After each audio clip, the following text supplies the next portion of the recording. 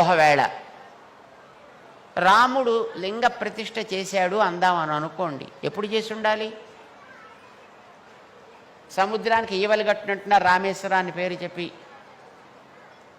అసలు లంకకి ఎలా వెళ్ళాలో ఇంకా తెలియకుండా, అసలు యుద్ధంలో ఆయన గెలుస్తాడో తను గెలుస్తాడో తెలియకుండా ఇక్కడ లింగ ప్రతిష్ఠ ఎట్లా చేస్తాడు? బ్రహ్మహత్య ఎట్లా వస్తుంది?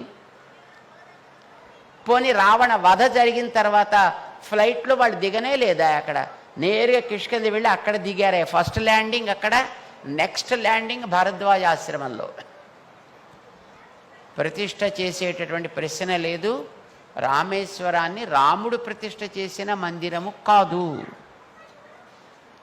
అది ఈ మధ్యకాలంలో ఎప్పుడో వచ్చినటువంటి ఆలయం. అది బహుశా ఒక 1000 సంవత్సరాలకి ఇటు అటులో ఎక్కడో వచ్చి ఉండొచ్చు. రాముడు ఆ ప్రతిష్ఠ చేయలేదు అనేది మనకి రామాయణాన్ని బట్టి తెలుస్తుంది అన్నమాట. విష్ణువు శివుడు పూజ చేశాడంటే కొందరు తట్టుకోలేకపోతారు, అది ఎందుకో తెలియదు. అక్కడికి విష్ణువు తగ్గిపోయాడు అనుకుంటారు, శివుడు పెరిగిపోయాడు అనుకుంటారు. లేనిపోని వికారాలు. అందుకే రామేశ్వర మహాక్షేత్రం ఒకటి ఉంది, మనకు తెలుసు కదా. ఎక్కడ? సేతుబంధేతు రామేశ్వరం. రామేశ్వరుడు ఉన్నా అంటే రాముడు శివుడిని పూజించడం ఏంటి, అదంతా కల్పితము అన్న పెద్ద పెద్దవాళ్ళు ఉన్నారండి. ఆ మాట ఏ ప్రమాణంతో ఉన్నారో మనకు అర్థం తెలియదు. అనడమే కాదు, నోటుకొచ్చిన అవాచ్యాలు. అంటే వాళ్ళ లోపల ఉన్నటువంటి ఆ శివద్వేషం, శివుడి పట్ల కించిత్ దృష్టి ఏదైతే ఉన్నదో అది వాళ్ళ చేత మాట్లాడిస్తుంది. రామేశ్వరం రాముడు ప్రతిష్ఠ చేయలేదు అనడానికి ఎవరు ప్రమాణం? చేశాడంటానికి ప్రమాణములు ఉన్నాయి. శివపురాణం ప్రమాణం, స్కాంద పురాణం ప్రమాణం. అంతేకాదు ఇప్పుడు అక్కడికి వెళితే వానర వీరుల పేర్లతో ఉన్న కూపములు ప్రమాణం, ఆ ప్రాంతం ప్రమాణం.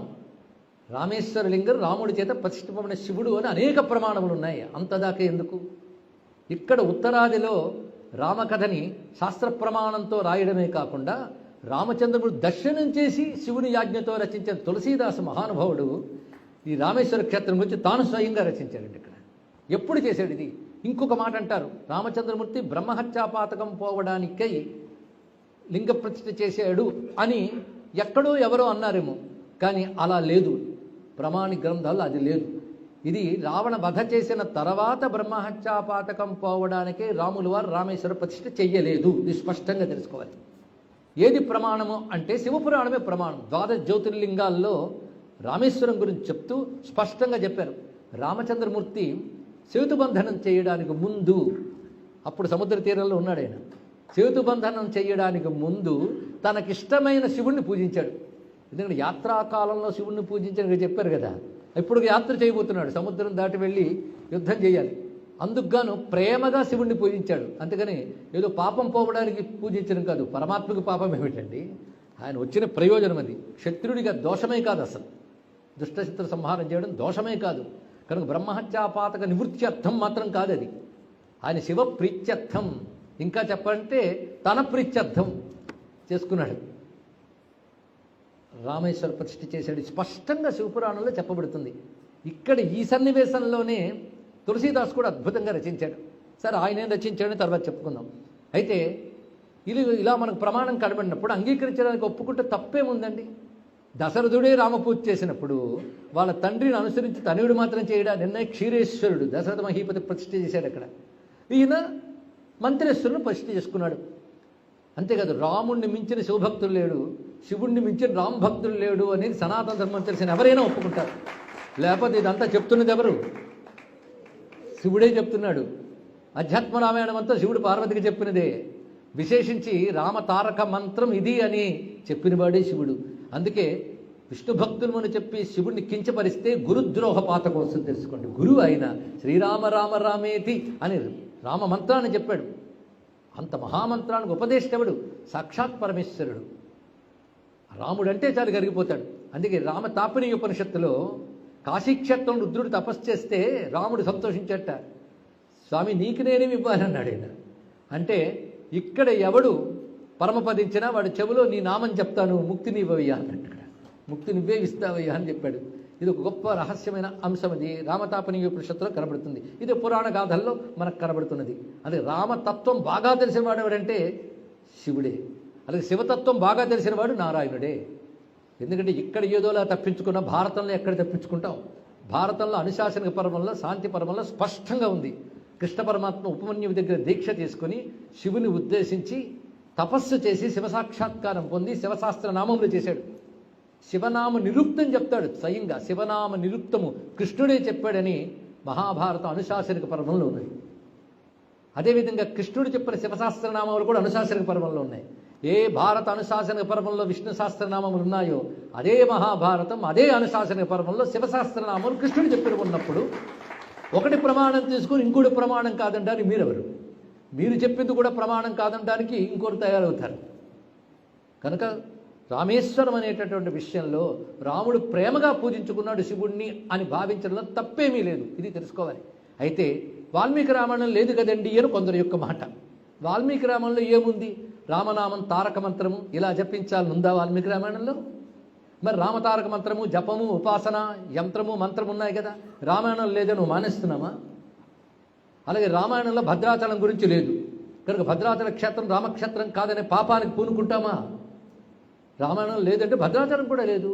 రామాయణంలో భద్రాచలం లేదు, రామేశ్వరము లేదు, కాబట్టి రెండూ లేవు అనడం ఏంటి? భద్రాచలానికి ప్రమాణం బ్రహ్మాండ పురాణము, మరో పురాణము. రామేశ్వరానికి ప్రమాణం శివపురాణం, స్కాంద పురాణం ఇత్యాది మహాపురాణములు చాలా చాలా ఉన్నాయి. ఇదే తెలుసుకోండి. అక్కడ తీర్థముల గురించి కూడా వర్ణించారు. కనుక పురాణ ప్రమాణం అంగీకరిస్తే అప్పుడు ఇది అంగీకరించాలి. పురాణ ప్రమాణమే లేనప్పుడు రామక్షేత్రములు లేవు, రామ ఉపాసన లేదు, రెండూ లేవు. అయితే వాల్మీకి రామాయణం లేదా? ఇది పెద్ద ప్రస్తావన. లేదని ఎవరు చెప్పారు? శ్రద్ధగా విందాం, శ్రద్ధగా చూడాలి. ఎందుకంటే పురాణ భక్తి వేరు, కావ్య సంప్రదాయం వేరు. అంటే కావ్యం చెప్పినప్పుడు ఇక్కడ మంత్రాలు ఉపాసనలు కావ్యంలో రాయరు, పురాణంలో రాయొచ్చు.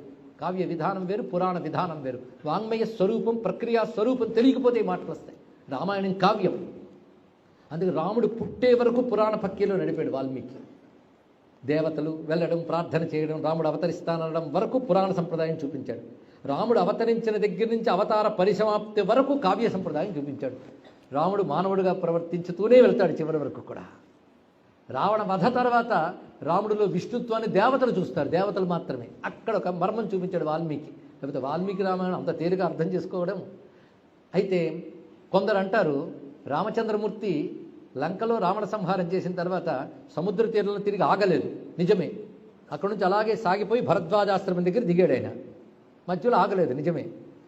మధ్యలో ఆగని కాడికి అక్కడికి వచ్చి రామలింగ ప్రతిష్ఠ ఎలా చేసాడని పెద్ద తత్వం చూపించడం ముడిసిపోయి చెప్తూ ఉంటారు. ఇక్కడ అక్కడ ఆగాడని ఎవరు చెప్పారు? ఆయన ఆగలేదు, అక్కడ లింగ ప్రతిష్ఠ చేయలేదు. కానీ సముద్రం సేతుబంధనం చేసే ముందు అక్కడ ఆగాడుగా, లక్ష్మణుడికి అభయం ఇచ్చాడుగా, అప్పుడు చేశాడు ఆయన. తిరిగి వచ్చేటప్పుడు కాదు. ఇది ముందే చెప్పుకున్నాం మనం ఇక్కడ. అయితే తిరిగి వచ్చేటప్పుడు పుష్పక విమానం మీద కూర్చొని సీతమ్మతో ఒక మాట అంటాడు స్పష్టంగా. ఇక్కడ జరిగింది, ఇక్కడ విభీషణుడికి అభయం ఇచ్చాను, ఇక్కడ ఈ సముద్ర తీరంలో నేను మహాదేవుని పూజించాను అని వాల్మీకి రామాయణంలో స్పష్టంగా ఉంది. యుద్ధకాండం చివరిలో మహాదేవుని పూజించాను అని చెప్తుంటే నీకేం అభ్యంతరం? మరొక శివద్వేషి విష్ణు భక్తుడిని అనుకుని రామాయణానికి భాష్యం రాశాడండి. ఎక్కడ శివ సంబంధమైన వచ్చినా అక్కడ కసితీర శివుడిని నిందిస్తూ వాక్యాలు రాశాడు. అవి ఎలా ప్రమాణంగా నెత్తికెత్తుకున్నారో తెలియదు, కానీ విష్ణువు మాత్రం మనకు క్షమించడు, అందులో సందేహం లేదు. ఇక్కడ స్పష్టంగా నేను ఇక్కడ మహాదేవుడిని పూజించాను అని చెప్తూ ఉంటే ఈయన గారు వ్యాఖ్యానిస్తూ మహాదేవుడు అనగా సముద్రము, ఇక్కడ నేను సముద్రుడిని పూజించానని చెప్పాడు అని వాడు రాశాడు. ఎవడు చెప్పాడండి? సముద్రానికి మహాదేవ నామం అంటారని రామాయణంలో ఎక్కడైనా ఉందా? ఏ గ్రంథంలోనే ఉందా? మహాదేవ నామం శివుడు విద్దు అన్వర్థము. అందుకే కుమార సంభవాది గాథలు చెప్పినప్పుడు బాలకాండలో మహాదేవ శబ్దంతో శివుని చెప్పారు కదా. కానీ మహాదేవ అంటే శివ శబ్దమే స్పష్టంగా కనబడుతున్నప్పుడు కాదని చెప్పడానికి అంత దురన్వయాలకు ఎందుకు వెళ్ళాలో తెలియట్లేదు. అంత కడుపు నిండా ద్వేషం పెట్టుకుని మాకు శివద్వేషం లేదు సుమా అని మళ్ళీ సవరించుకుంటూ చెప్పడం ఏంటో అర్థం కాదండి. మాకు శివద్వేషం లేదు, ఎందుకంటే శివుడు కూడా భాగవతోత్తముడు. అంటే వీళ్ళ ఉద్దేశంలో శివుడు భాగవతోత్తముడే కానీ భగవంతుడు కాడు అని చెప్పడం వీళ్ళ అసలు ఉద్దేశం. పొరపాటును కూడా భగవంతుడు మాట అనరు వాళ్ళు. శివుడిని అలా అంటారు. శివనామం పలకడమే తప్పు అని భావించేవాళ్ళు, శివుణ్ణి పూజించొద్దని బోధించేవాళ్ళు వాళ్ళు. అటువంటి ద్వేషం లేదు ఎలా అంటారండి? ఆఖరికి ఎంత మాట అంటారంటే రుద్రుడు శివుడు విష్ణువు పాదాల నుంచి వచ్చిన గంగ నెత్తిపెట్టుకున్నాడు కనుక అప్పుడు శివుడు అయ్యాడన్నారు. అరే అంతకుముందు శివనామం లేదా? రుద్రుడు అంటే మీ ఉద్దేశంలో ఏంటి? కోపిష్టిగా దుర్మార్గంగా ఉన్న అర్థమా? వేదం మీద నమ్మకం ఉందా? వేదం మీద నమ్మకం ఉంటే రుద్ర శబ్దానికి వేదం చెప్పే అర్థం ఏమిటి? ప్రణత దుఃఖ ద్రావక, రుదంతే నాదాంతే ద్రవతి ద్రావయతి రుద్రహ అని అద్భుతమైన అర్థం చెప్పింది ఇక్కడ. కానీ రుద్రుడు అంతా దూరం దాకెందుకండి, నమో భగవతే రుద్రాయ విష్ణవే మృత్యుర్మే పాహి అన్న మంత్రమే వేదంలో కనబడుతుంటే రుద్ర శబ్దానికి ఇటువంటి నీచార్థం తీస్తారా? అక్కడ శిరస్సు మీద పెట్టుకోవడం విష్ణు ఉపాధ్యాయం అనేది డ్రామాలాగా ఉన్నది. అసలు విష్ణు పదమని, ఆకాశానికి విష్ణు పదమని పేరు. అక్కడున్న దివ్య జలము వచ్చి శివుని శిరస్సు రోదశయందు వ్యాపించిన అష్టమూర్తి అని శివుని శిరస్సును పడింది అని చెప్పారు. ఇది కాస్మిక్ ఈవెంట్, ఇది కాస్మాస్లో జరిగినటువంటి ఒక ఈవెంట్, అది అంతరిక్షంలో జరిగిన అద్భుతం. దాన్ని తీసుకుని విష్ణుపాదజలాన్ని శివుడు పెట్టుకోవడం వల్ల అప్పుడు గొప్పవాడయ్యాడని. విష్ణుపాదజలం శిరస్సును పెట్టుకోవడంలో శివుడికి ఏమీ అభ్యంతరం లేదు, తెలుసుకుంటారు. ఎక్కువ తక్కువ లేవు. ఒకరు గొప్పతనాన్ని వీడు ఒప్పుకున్నాడు అంటే వీడు తగ్గిపోయినట్టు అర్థం కాదు. ఆ గొప్పతనాన్ని ఒప్పుకున్న గొప్పతనం ఎదుర్కొందని అర్థం. ఇది తెలుసుకోండి. కానీ ఉదాత్త పురుషుడు మరొకరు ఉదాత్తతని పూజిస్తాడు, గౌరవిస్తాడు, అంత మాత్రం తగ్గిపోడు. అందుకే రాముడు శివుడిని పూజించినంత మాత్రం రాముడు తగ్గిపోడు. శివుడు రామనామాన్ని ఉపదేశించినంత మాత్రాన శివుడు తగ్గిపోడు. అది వారి ఇరువురి యందు భేదం చూడడం మహాదోషం. ఇరువురి యందు భేదమని ఏటికి పాపము కట్టుకోవలెన్ అని సీతమ్మ అన్నట్లుగా కల్పవృక్షంలో విశ్వనాథ్ గారు చెప్పారు ఇక్కడ.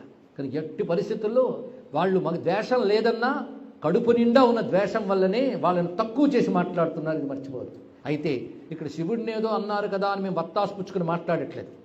రాముణ్ణి విష్ణువుని ఎవరిని కించపరిచినా హిందూ ధర్మావలంబకుడిగా ఆ కించపరిచిన వారికి గట్టి సమాధానం చెప్పడానికి సిద్ధంగా ఉన్నాం.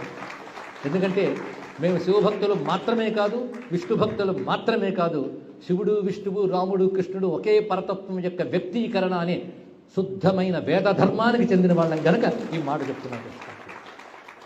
ఎట్టి పరిస్థితుల్లోని కూడా రామభక్తి శివద్వేషాన్ని, శివుణ్ణి కించపరచడాన్ని కూడా అంగీకరించదు. అందుకే తులసీదాస్ కంటే రామభక్తులు ఉంటారే చెప్పండి, ఆ ఒక్క మాట చెప్పండి. ఎందుకంటే మేము విష్ణు భక్తులమని చెప్పి దేశాలు విదేశాలు తిరుగుతున్నా కడుపు నిండా ఇతర దేవత ద్వేషాన్ని చెప్పడం తప్ప మరొకటి చేతకాని వాళ్ళకి తులసీదాస్ యొక్క రామభక్తి ఏమర్థమవుతుందండి? ఇక్కడ పోతన గారు సాక్షాత్ రామ సాక్షాత్కారం పొంది భాగవతాన్ని రచించిన పోతన గారు ఎక్కడ అవుతారు, అర్థమవుతారు? మీరు ఒక్కడ చెప్పండి, వీరికంటే పోతన తులసీదాస్ గొప్పవారు అవునా కాదా? అది మీరు అంగీకరిస్తారా లేదా? అంగీకరిస్తే మా పోతన గారు చేతులారంగ శివుని పూజింపడేని, నోరు నవ్వంగ హరికీర్తి నుడివడేని, దయయు సత్యంబు లోనుగా తలపడేని, కలుగనేటికి తల్లుల కడుపు చేటు అని గట్టిగా చెప్పాడే. అటువంటప్పుడు ఆ పోతన గారికి మేము నమస్కారం చేసుకుంటాం కనుక పోతన గారు దర్శించిన రామునికి నమస్కారం చేస్తాం, పోతన వర్ణించిన కృష్ణుడికి నమస్కారం చేస్తాం, ఉభయులకి నమస్కారం చేస్తూనే ఉన్నాం. అందుకే మహానుభావులు ఎప్పుడూ కూడాను ద్వేషభావాన్ని చూపించలేదు.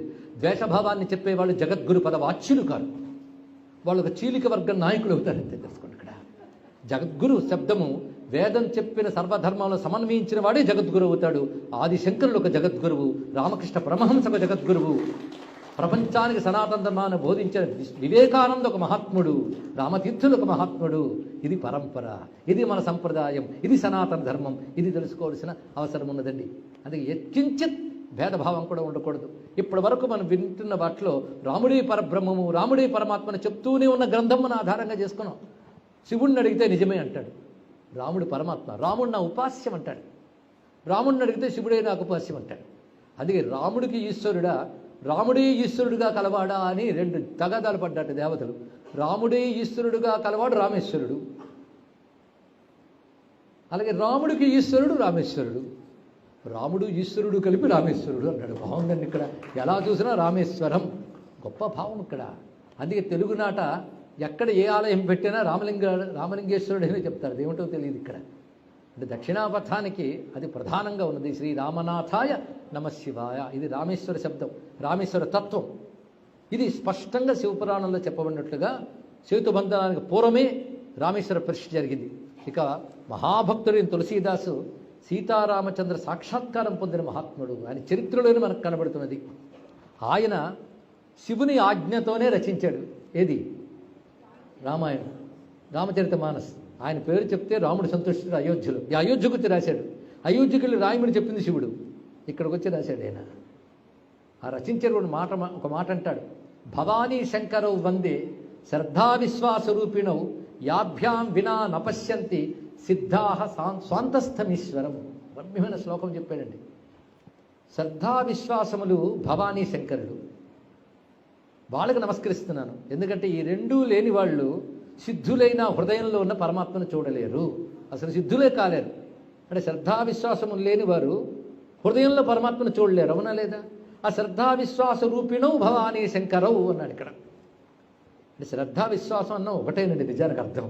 శ్రద్ధ అంటే శాస్త్రమనందు విశ్వాసం, విశ్వాసం అంటే విశ్వాసమే. మరి శ్రద్ధా విశ్వాస రూపిణో భవానీ శంకరు అనడంలో ఉద్దేశం ఏంటంటే శ్రద్ధా విశ్వాసములు ఎలా వేరు కావో శివపార్వతులు అలా వేరు కాదు. అలాంటి భవానీ శంకరులు నమస్కారం చేసి నేను రచిస్తున్నాను అన్నాడు.